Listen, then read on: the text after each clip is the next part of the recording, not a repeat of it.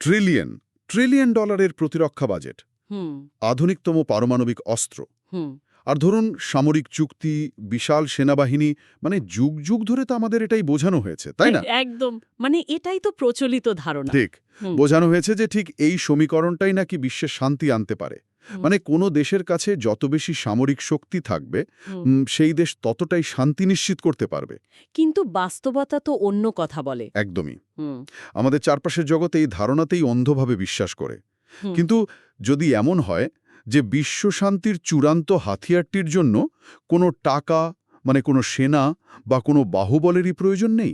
আরে সেটাই তো আজকের সবচেয়ে বড় চমক। ওম শান্তি।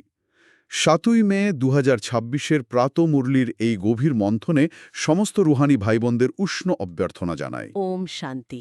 আজকের এই বিস্তারিত বিশ্লেষণে আমরা এমন এক জায়গায় এসে দাঁড়িয়েছি, হুম মানে যেখানে বৈশ্বিক শান্তির প্রচলিত সমীকরণটা একেবারে গোড়া থেকে ভেঙে যাচ্ছে।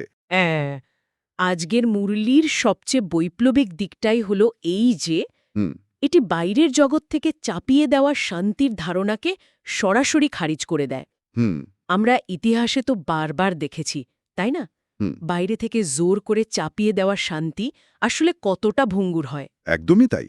মানে ইতিহাসের পাতা উল্টালেই তো রোমান সাম্রাজ্য থেকে শুরু করে আধুনিক যুগের পরাশক্তিগুলোর উদাহরণ চোখে পড়ে। ঠিক। ভয় দেখিয়ে বা বাহুবল প্রয়োগ করে হয়তো কিছুকালের জন্য একটা ভৌগোলিক সীমানাকে শান্ত রাখা যায়, কিন্তু সেটা একসময় তাসের ঘরের মতো ভেঙে পড়েই। হ্যাঁ, কারণ আজকের মুরলিতেও খ্রিস্টান দেশগুলোর বিশাল বাহুবল আর ওই পারমাণবিক অস্ত্রের প্রসঙ্গটি স্পষ্টভাবে এসেছে। হুম তাদের এত অর্থনৈতিক ও সামরিক ক্ষমতা থাকা সত্ত্বেও হুম তারা কি পুরো বিশ্বকে একসুতোয় গাঁথতে পেরেছে? পারেনি, একেবারেই পারেনি। পারেনি তো? তাহলে কোনো রকম বাহুবল বা সেনাবাহিনী ছাড়া কেবল যোগবলের দ্বারা কিভাবে সমগ্র বিশ্বে এক অদ্বৈত রাজ্য স্থাপন হতে পারে? এই জায়গাটাতেই আমার একটা প্রশ্ন আছে, মানে এর আসল বিজ্ঞানটা কি? এর আসল বিজ্ঞানটা লুকিয়ে আছে ক্ষমতার প্রকৃতির মধ্যে। মানে ধরুন বাহুবল বা শারীরিক ক্ষমতা বড়জোর মানুষের শরীরকে বন্দি করতে পারে। হুম তাদের মনে হয়তো সাময়িক ভয়ের সঞ্চার করতে পারে, কিন্তু মানুষের মন বা চিন্তাধারাকে তো আর শেকল পরানো যায় না, তাই না? ঠিক, মন সবসময় বিদ্রোহী হতে চায়। একদম। অন্যদিকে ওম যোগবলের কাজ করার পদ্ধতি একেবারে আলাদা। এটা বাইরে থেকে ভেতরে কাজ করে না, আচ্ছা, বরং মানুষের ভেতর থেকে বাইরের দিকে কাজ করে। এটি হল আত্মার নিজস্ব এক নীরব শক্তির জাগরণ। একটু দাঁড়ান, একটু থামাই আপনাকে। হ্যাঁ, বলুন। মানে আপনার কথাটা তাত্ত্বিকভাবে শুনতে খুব ভালো লাগছে, হুম কিন্তু সেনাবাহিনী থাকবে না, পুলিশ থাকবে না, মানুষের স্বভাব তো এমনিতেই নানা ত্রুটিতে ভরা। সেখানে শুধু ধ্যানের মাধ্যমে কি বিশাল একটা সমাজের অপরাধ নিয়ন্ত্রণ করা যায়? হ্যাঁ, মানে এটা কি বাস্তবে আদৌ সম্ভব? এরকম একটা প্রশ্ন আসতেই পারে। ঠিক, এটা কি বাস্তবে সম্ভব? আপাত দৃষ্টিতে এটা অসম্ভব মনে হলেও ওমের পেছনের মনস্তত্ত্বটা খুব শক্ত। কিরকম? যখন আত্মারা পবিত্রতার ধারণায় এবং পরম পিতার স্মরণের সাথে গভীরভাবে যুক্ত হয়, তখন তাদের প্রত্যেকের সংকল্প বা চিন্তাধারার ফ্রিকোয়েন্সি এক হয়ে যায়। হুম অপরাধ বা সংঘাত কোথা থেকে জন্ম নেয়? মানুষের ভেতরের লোভ, রাগ বা অহংকার থেকে। হুম হ্যাঁ, তা তো বটে। তো যোগবল কোনো বাইরের পুলিশ নয়, এটি মানুষের ভেতরের সেই নেতিবাচক প্রবৃত্তিগুলোকেই মানে সমূলে বিনাশ করে দেয়। আরে বাহ! যখন সমাজের প্রতিটি মানুষের চিন্তাধারা সম্পূর্ণ শতপ্রধান বা ইতিবাচক হয়ে যায়, হ্যাঁ, তখন তো কারও মনে অপরের প্রতি কোনো বিদ্বেষ বা ভয়ের সৃষ্টিই হয় না। ঠিক বলেছেন। আর ভেবে দেখুন, যেখানে কোনো ভয়, অপরাধবোধ বা অন্যের ক্ষতি করার চিন্তাই নেই, হুম সেখানে পুলিশ, আইন বা সেনাবাহিনীর তো কোনো প্রয়োজনই পড়ে না, তাই না? অসাধারণ। এভাবেই কেবল যোগ বলের দ্বারা একটি অদ্বৈত রাজ্য স্থাপন করা সম্ভব। মানে মানুষকে ভয় দেখিয়ে আইন মানানোর বদলে মানুষের ভেতরের চিন্তার জগৎটাকেই বদলে দেওয়া হচ্ছে। একদম ঠিক ধরেছেন। এই বিষয়টা সত্যি ভাবায়। কিন্তু উম, এই যোগবল অর্জন করার জন্য তো পরিচয়ের একটা বিশাল পরিবর্তনের কথা বলা হয়েছে। হ্যাঁ, মুরলিতে যাকে ঈশ্বরের কোলে বা ঈশ্বরীয় গোদে বসা বলা হয়েছে। ঠিক। এখন বাস্তব জীবনের কথা ধরা যাক। সকাল ৯টায় প্রবল জ্যামে বাসে ঝুলে অফিসে যাওয়া, বসের চিৎকার শোনা, আর ওই ইএমআই দেওয়ার টেনশন। হ্যাঁ, সবার জীবনেরই তো এই রুটিন। তো এই তীব্র কোলাহল আর বাস্তব সমস্যার মাঝখানে বসে কেউ ঈশ্বরের কোলে আছে, আম, এমনটা ভাবা কি এক ধরনের পলায়নবাদ বা এসকেপিজম নয়? খুব স্বাভাবিক একটা সন্দেহ। মানে অনেকেই এটা ভাবতে পারেন। হ্যাঁ, মানে বাস্তব থেকে পালানো আর কি। কিন্তু ঈশ্বরের কোল বলতে সমাজ বা কর্মক্ষেত্র থেকে শারীরিকভাবে বিচ্ছিন্ন হয়ে হিমালয়ে চলে যাওয়ার কথা বলা হয়নি। ও আচ্ছা। এটি আসলে একটা গভীর মনস্তাত্ত্বিক রূপান্তর। আজকের মুরলিতে বলা হয়েছে আমরা হলাম ব্রহ্মার মুখ বংশাবলী ব্রাহ্মণ। এই শব্দটাতেই তো হোঁচট খেতে হয়। মুখ বংশাবলী বা মুখ থেকে জন্মানো, মানে এর মানে কি? জীববিজ্ঞানের দিক থেকে তো এর কোনো মানেই হয় না। ঠিক ধরেছেন, এটি কোনো শারীরিক জন্মের কথা বলছে না। মুখবংশাবলী কথাটির অর্থ হল জ্ঞানের মাধ্যমে নতুন জন্ম লাভ করা। জ্ঞানের মাধ্যমে? হ্যাঁ, পরমপিতা যখন ব্রহ্মার মুখপদ্মের মাধ্যমে জ্ঞান শোনান আর কোনো আত্মা যখন সেই জ্ঞানকে নিজের জীবনে ধারণ করে, তখন তার একটি নতুন আধ্যাত্মিক জন্ম হয়। আচ্ছা, বুঝতে পারছি। এই নতুন জন্মের মানে হল নিজেদের অস্তিত্বের যে জাগতিক লেবেলগুলো আছে, যেমন ধরুন আমাদের পদবি, ব্যাংক ব্যালেন্স, আমাদের সামাজিক বা পারিবারিক সম্পর্ক, সেগুলোর মোহ থেকে বেরিয়ে আসা। মানে আয়নার সামনে দাঁড়ালে আমরা যে শারীরিক পরিচয়টা দেখি, সেটা থেকে নিজেকে আলাদা করা। একদম তাই। মুরলিতে জ্ঞানের যে তৃতীয় নয়ন বা ত্রিনয়নের কথা বলা হয়েছে, সেটি খুলে গেলে একজন মানুষ বুঝতে পারে যে সে এই নশ্বর শরীর নয়। ঠিক ঠিক। সে হল ভ্রুকুটির মাঝে জলজল করা একটি উজ্জ্বল নক্ষত্র, একটি চৈতন্য আত্মা। আরে বাহ! যখন এই আত্মিক উপলব্ধিটা দৃঢ় হয়, তখন ওই ট্রাফিক জ্যাম বা অফিসের পলিটিক্স আর আত্মাকে ভেতর থেকে নাড়িয়ে দিতে পারে না। মানে চারিপাশের জগৎটা তখন অন্যরকম লাগে, তাই তো? হ্যাঁ, বাইরের এই পুরো জগৎটাকে তখন একটা বড় নাটকের মঞ্চ বলে মনে হয়। আত্মা নিজেকে সেই নাটকের একজন শান্ত দর্শক বা ডিট্যাচড অভিনেতা হিসেবে অনুভব করে। ঈশ্বরের কোলে থাকার অর্থ হল ঠিক এই মানসিক আশ্রয়ে থাকা। এই আশ্রয়ে বাইরের কোনো চাপ বা নেতিবাচকতা প্রবেশ করতে পারে না। দারুণ, দারুণ একটা দৃষ্টিভঙ্গি। এই আত্মিক উপলব্ধির কথা উঠলেই আরেকটা বিষয়ের কথা মনে পড়ে যায়, যেটা আমাদের দৈনন্দিন জীবনের সাথে খুব অঙ্গাঙ্গিভাবে জড়িত। কোনটা বলুন তো? আমরা দিনে বহুবার ওম শান্তি শব্দটা ব্যবহার করি। হ্যাঁ, তা তো করি। কিন্তু এই শব্দটা ব্যবহার করাটা এখন যেন ওই রেস্তোরাঁর মেনু কার্ড পড়ার মতো হয়ে গেছে। মেনু কার্ড পড়ার মতো? বিষয়টা একটু ভেঙে বলবেন? ধরুন কেউ একটা খুব দামি রেস্তোরাঁয় গেছে, মেনু কার্ডে লেখা আছে শাহী পনির বা বিরিয়ানি। আচ্ছা। সে বারবার শুধু নামগুলো পড়ছে, কিন্তু খাবারটা অর্ডার করছে না। মানে শুধু মেনু পড়লে তো আর খাবারের স্বাদ পাওয়া যাবে না, বা পেটও ভরবে না। একদমই না। হাহ, ঠিক।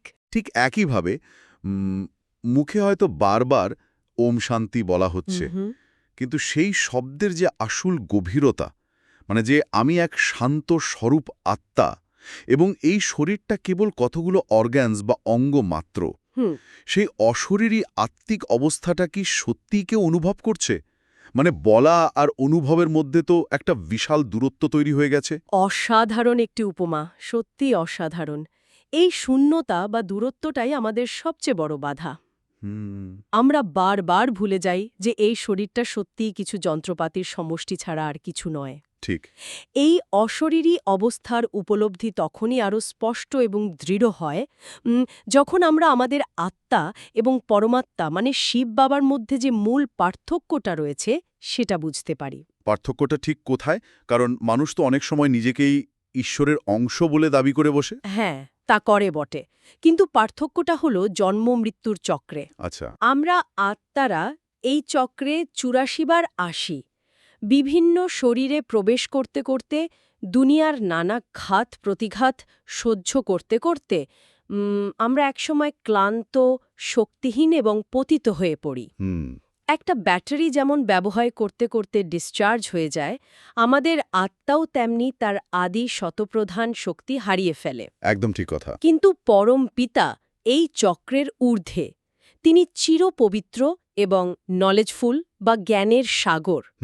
তিনি নিজে এই জন্মমৃত্যুর চক্রে আসেন না বলেই তার ব্যাটারি সব সময় ফুল চার্জড থাকে, আর তিনি আমাদের পতিত অবস্থা থেকে উদ্ধার করতে পারেন। তাহলে এখানেই সবচেয়ে বড় প্রশ্নটা জাগে, তিনি যদি জন্মই না নেন, মানে মাতৃগর্ভ থেকে পৃথিবীতে না আসেন, তবে মানুষের মাঝে তার অবতরণটা ঠিক কিভাবে ঘটে? খুব লজিক্যাল প্রশ্ন। কারণ মানুষের সাধারণ বুদ্ধিতে তো জন্ম নেওয়া ছাড়া পৃথিবীতে আসার আর কোনো উপায় নেই, তাই না? হ্যাঁ, এটাকে আমরা একজন স্থপতি বা আর্কিটেক্টের উদাহরণ দিয়ে বুঝতে পারি। আচ্ছা।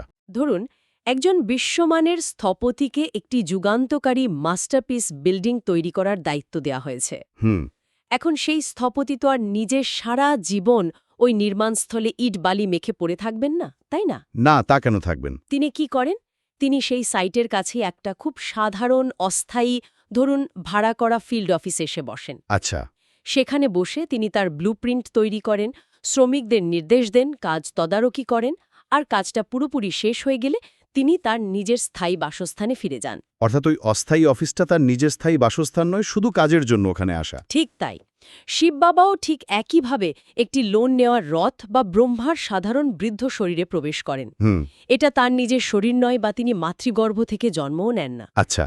পতিত দুনিয়াকে পবিত্র করার যে মহান কর্তব্য, ওই মাস্টারপিস গড়ার কাজটুকুর জন্যই তারই অলৌকিক এবং দিব্য অবতারণ। কি অসাধারণ! মানুষকে জ্ঞান দেওয়ার জন্য তার তো একটা মুখের প্রয়োজন, তাই না? তাই তিনি ব্রহ্মার মুখ ব্যবহার করেন। কাজ শেষ হলে তিনি পুনরায় তার স্থায়ী নিবাস পরমধামে ফিরে যান।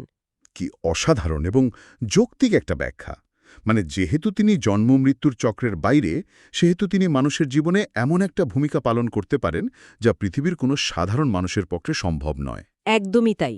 একটু তলিয়ে দেখলে বোঝা যায় আমাদের জাগতিক জীবনে কত পরস্পর বিরোধী উপদেশ শুনতে হয়। হ্যাঁ, তা তো বটেই। পদে পদে। বাবা মা বলছে ভবিষ্যতের জন্য প্রচুর টাকা জমাও, স্কুল কলেজের শিক্ষক বলছে ইঁদুর দৌড়ে অংশ নাও, প্রতিযোগিতায় ফার্স্ট হতেই হবে। আবার মানসিক শান্তির খোঁজে কোনো জাগতিক গুরুর কাছে গেলে তিনি হয়তো বলবেন সব মোহমায়া ত্যাগ করে জঙ্গলে চলে যাও। মানে মানুষের মন তো দ্বিধাবিভক্ত হবেই। হ্যাঁ, মানুষ তো পাগল হয়ে যাবে। তাহলে মুরলীতে যে শিব বাবাকে একাধারে পরম পিতা, পরম শিক্ষক এবং পরম সদ্গুরু বলা হয়েছে, এর মনস্তাত্ত্বিক প্রভাবটা মানুষের ওপর কিভাবে পড়ে? এর সবচেয়ে বড় মনস্তাত্ত্বিক প্রভাব হল জীবনের শূন্য বিরোধিতা বা জিরো কন্ট্রাডিকশন নিয়ে আসা। Zero contradiction? হ্যাঁ, জাগতিক জীবনে বিভিন্ন মানুষের কাছ থেকে শিক্ষা নিতে গিয়ে মন যেমন দ্বিধাবিভক্ত হয়ে যায়, এখানে তেমনটা হয় না। আচ্ছা। যখন কেউ উপলব্ধি করে যে এক ঈশ্বরই তার সবকিছু, তখন সেই দ্বিধা সম্পূর্ণ কেটে যায়। কারণ তখন নির্দেশ দেওয়ার উৎস কেবল একজনই, তাই তো? একদম। পিতা হিসেবে তিনি আত্মার ২১ জন্মের উত্তরাধিকার নিশ্চিত করেন, এক নিঃশর্ত ভালোবাসা দেন। শিক্ষক হিসেবে তিনি সৃষ্টির আদি, মধ্য, অন্তের নিখুঁত জ্ঞান দেন, কোনো ইঁদুর দৌড়ে নামান না। বাহ! আর গুরু হিসেবে তিনি কোনো জঙ্গলে পাঠান না, বরং সমস্ত মানসিক বন্ধন থেকে মুক্ত করে পরম ধামের পথ দেখান। কি চমৎকার! উৎস যেহেতু একজনই, তাই তার নির্দেশের মধ্যে কোনো সংঘাত নেই। মানুষ একটা অদ্ভুত মানসিক শান্তি পায়। এই সম্পূর্ণ একমুখী মনোযোগের জায়গা থেকেই তো মুরলীতে সত্যিকারের সন্ন্যাস বা ট্রু ন্যান হওয়ার কথা বলা হয়েছে, তাই না? হ্যাঁ, ঠিক এই কারণেই। মানে সাধারণত সন্ন্যাসী বা নান শব্দটা শুনলেই আমাদের মনে হয় সাদা বা গেরুয়া কাপড় পরা কেউ, যিনি সংসার ছেড়ে কোনো মঠে বা পাহাড়ে গিয়ে বসে আছেন। কিন্তু মুরলী তো এই ধারণাটাই পাল্টে দিচ্ছে। একদম। আধ্যাত্মিকতা মানে কর্ম বা সংসার ত্যাগ করা নয়, বরং কর্মের সাথে যুক্ত থেকেও মানসিক আসক্তি ত্যাগ করা। আচ্ছা।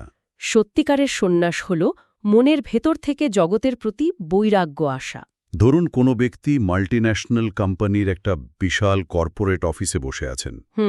চারপাশে মিটিং, প্রেজেন্টেশন, মানে টার্গেট পূরণের চূড়ান্ত চাপ।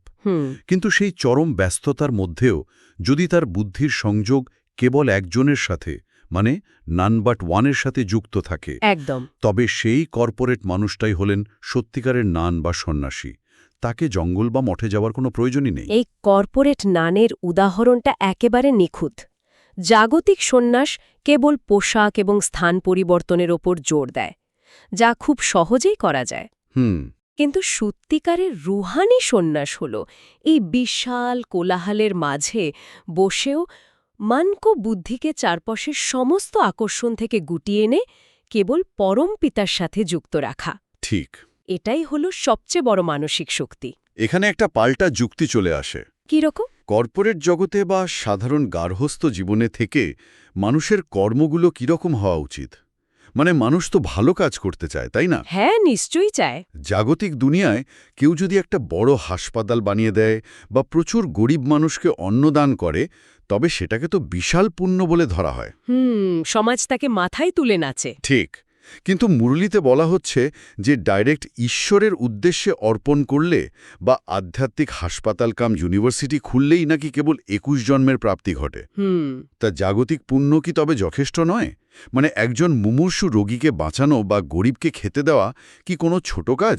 না না, এখানে কাউকে ছোট বা বড় বলা হচ্ছে না, বরং কাজের গভীরতাটা বোঝানো হচ্ছে। আচ্ছা, জাগতিক দুনিয়ায় হাসপাতাল বানানো বা অন্নদান অবশ্যই মহৎ কাজ, কিন্তু আমাদের বুঝতে হবে সেই হাসপাতালটা আসলে কিসের চিকিৎসা করছে। কিসের চিকিৎসা করছে? সেটি চিকিৎসা করছে শরীরের। হ্যাঁ, মানে শরীরের রোগ বা দুর্ঘটনার চোট সারিয়ে তুলছে আর কি। ঠিক, কিন্তু শরীর হলো হার্ডওয়্যার। জাগতিক হাসপাতালগুলো রোগের কেবল লক্ষণ বা সিমটমের চিকিৎসা করে। হুম, একজন মানুষের শরীর হয়তো সাময়িকভাবে সুস্থ হলো, কিন্তু তার আত্মার ভেতরে, মানে তার সফটওয়্যারে যে বিকারগুলো রয়েছে, যেমন ধরুন কাম, ক্রোধ, লোভ, অহংকার, সেগুলো তো আর কোনো অ্যান্টিবায়োটিকে সারে না, তাই না? হ্যাঁ, একদমই না। ফলে শরীর সুস্থ হওয়ার পর সেই আত্মা তার ভেতরের নেতিবাচক স্বভাবের কারণে পুনরায় কোনো না কোনো অপরাধ করে মানসিক শান্তিতে ভোগে এবং দুঃখ পায়। ঠিক কথা। জাগতিক দান কেবল এক জন্মের বা খুব অল্প সময়ের জন্য স্বস্তি দিতে পারে। আচ্ছা, তার মানে জাগতিক দান বা চিকিৎসায় সমস্যার একদম গভীরে গিয়ে আঘাত করা হচ্ছে না, মানে সাময়িক ব্যান্ডেজ বাঁধা হচ্ছে মাত্র।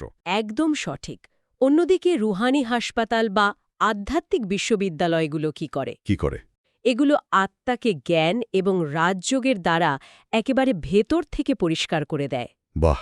এই জ্ঞান মানুষের ভেতরের বিকারগুলোকে, অর্থাৎ সমস্ত দুঃখ ও অশান্তির মূল কারণ বা রুট কজকে ধ্বংস করে দেয়। একেই বলে মূলে কুঠারাঘাত করা। বুঝতে পারছি।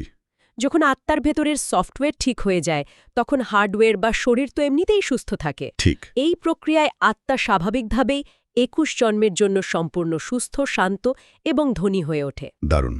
ডাইরেক্ট ঈশ্বরের কাজে নিজেকে সমর্পণ করার অর্থ হল মানবজাতির এই চিরস্থায়ী পরিবর্তনের অংশীদার হওয়া। অসাধারণ একটা পার্থক্য। মানে শুধু লক্ষণের চিকিৎসা না করে অসুখের উৎসটাকে নির্মূল করা। ঠিক। কিন্তু এই আধ্যাত্মিক সেবা করতে গেলে বা মূলে কুঠারাঘাত করতে গেলে তো মানুষের নিজের মানসিক অবস্থাকে প্রবলভাবে অবিচল রাখতে হবে, তাই না? হ্যাঁ, তা তো বটেই। নিজে শান্ত না থাকলে অন্যকে শান্তি দেওয়া তো অসম্ভব। একদম অসম্ভব। এই প্রসঙ্গে মুরলিতে একটা দারুণ স্লোগানের কথা বলা হয়েছে, বুদ্ধির লাইন ক্লিয়ার রাখা। এটাকে আমরা একটা রেডিওর উপমা দিয়ে বুঝতে পারি। রেডিওর উপমা? সেটা কি রকম? ধরুন একটা পুরনো দিনের রেডিওতে কোনো সুন্দর গান শোনার চেষ্টা চলছে, কিন্তু ফ্রিকোয়েন্সিটা ঠিকমতো সেট করা নেই। আচ্ছা। ফলে শুধু ক্যাচ ক্যাচ শব্দ, মানে প্রচুর স্ট্যাটিক শোনা যাচ্ছে। হ্যাঁ, আগেকার রেডিওতে এমন হতো। আজকের ২০২৬ সালের পৃথিবীতে এই স্ট্যাটিক শব্দগুলো কি? এই সোশ্যাল মিডিয়ার হাজারটা নোটিফিকেশন, ফেক নিউজ, ভবিষ্যতের দুশ্চিন্তা, অন্যের সমালোচনা, এসবই হলো নয়েজ বা স্ট্যাটিক। একদম। এখন যদি রেডিওর কাঁটাটাকে ঘুরিয়ে একদম সঠিক স্টেশনে নির্ভুলভাবে সেট করে দেওয়া যায়, তাহলে বাইরের ওই নয়েজ আর ম্যাটার করবে না। রেডিও থেকে একদম পরিষ্কার সুরেলা গান ভেসে আসবে। বাহ! আমাদের মন আর সংকল্পগুলো কি ঠিকই রেডিও তরঙ্গের মতো নয়? খুব সুন্দরভাবে তুলে ধরেছেন। আমাদের চারপাশের দুনিয়াতে সবসময় এই নেতিবাচকতার স্ট্যাটিক চলতেই থাকে, সারাক্ষণ চলছে। মানুষ সারাক্ষণ এটা নিয়ে ভাবছে যে কি হবে, ও কেন আমার সাথে এমন করল, ভবিষ্যতে কি বিপদ আসবে। হ্যাঁ, এটাই তো হচ্ছে। এসবই হলো বুদ্ধির লাইনে তৈরি হওয়ার ডিস্টারবেন্স। এই ডিস্টারবেন্স থাকলে ভেতরের শান্তির গানটা নষ্ট হয়ে যায়। তাহলে উপায়টা কি? উপায় হলো চারপাশের এই সমস্ত কোলাহল এবং আকর্ষণ থেকে নজর সরিয়ে নেওয়া। রেডিওর কাঁটাটাকে কেবল শিব বাবার ফ্রিকোয়েন্সিতে স্থির রাখা। আচ্ছা, এই স্থিরতাকেই বলা হয় একরস্থিতি। একরস্থিতি? হ্যাঁ, এই একরস্থিতিতে থাকলে বুদ্ধির লাইন একদম ক্লিয়ার থাকে। তখন আর বাইরের শোরগোল আত্মাকে স্পর্শ করতে পারে না। এই অবিচল অবস্থাতেই একজন মানুষ অতীন্দ্রিয় সুখ বা সুপার সেন্সাস জয়লাভ করে, যা পৃথিবীর কোনো বস্তুতে বা সম্পদে পাওয়া সম্ভব নয়। সত্যি। শুধু তাই নয়, লাইন ক্লিয়ার থাকলে অন্যের মনের না বলা কথা বা তাদের ভেতরের কষ্টটাও খুব সহজেই অনুভব করা যায়, যা আধ্যাত্মিক সেবার জন্য খুব জরুরি।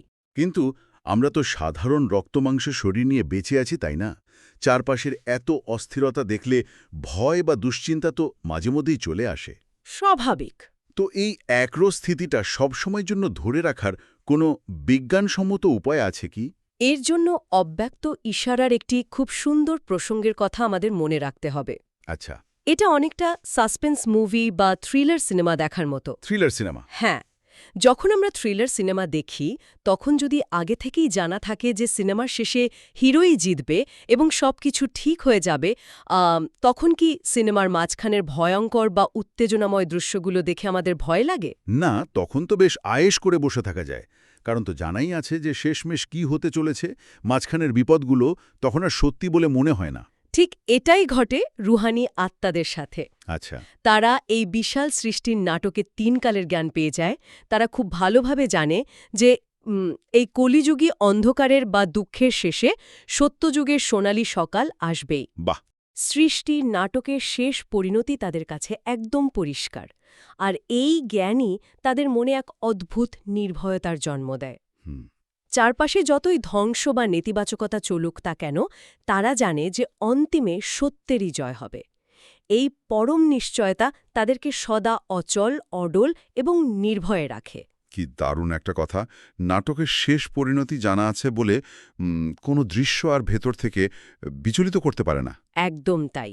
আজকের এই গভীর মন্থন থেকে যে বিষয়গুলো উঠে এলো তা সত্যিই আমাদের প্রতিদিনের বাঁচার ধরনটাকে পাল্টে দেওয়ার মতো। হ্যাঁ, সম্পূর্ণ পাল্টে দেয়। আমরা বুঝতে পারলাম যে বিশ্বশান্তি কোনো কাগজ কলমের চুক্তিতে বা $1 ট্রিলিয়ন পারমাণবিক অস্ত্রে নেই। প্রকৃত শান্তি আসবে নিজের ভেতরের যোগবলকে জাগিয়ে তোলার মাধ্যমে। বাহুবল কেবল শরীরকে বাঁধে, কিন্তু যোগবল আত্মাকে মুক্ত করে। আর এটাও স্পষ্ট হল যে ঈশ্বরের কোলে বসার অর্থ সংসার বা কর্মক্ষেত্র ছেড়ে পালানো নয়, বরং এই কর্পোরেট কোলাহলের মাঝে নিজের বুদ্ধির ফ্রিকোয়েন্সিকে পরম পিতার সাথে একদম নিখুঁতভাবে টিউন করে রাখা। ঠিক। আর শুধু লক্ষণের চিকিৎসা না করে মানুষের ভেতরের বিকারের মূলে আঘাত করে একটি সুস্থ ও সুন্দর ভবিষ্যতের ভিত্তি স্থাপন করা। একদম। আজকের এই বিস্তারিত আলোচনা শেষে একটা চিন্তার খোরাক সবার জন্য রেখে যাওয়া যেতে পারে যারা শুনছেন।